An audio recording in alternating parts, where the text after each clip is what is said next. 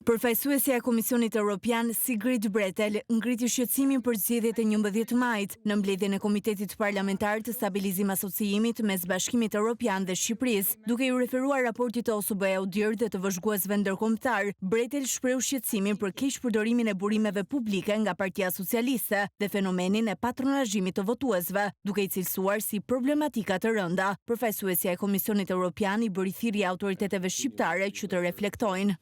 Në raport u evidentuan edhe probleme si keqpërdorimi burimeve shtetërore nga partia në pushtet, ndikimi i rrjeteve të patronazhimit mbi votuesit, si dhe vështirësi që vijnë nga financimi jo transparent dhe interesat e biznesit në media. Nga ana jonë në komision, ne kemi ndjekur këtë proces nga afër, i marrim seriozisht mangësitë e identifikuara dhe po monitorojmë gjithashtu procesin aktual të rinumërimit të kutive në Tiranë. Inkurajojmë autoritetet shqiptare që t'i marrin parasysh këto rekomandime.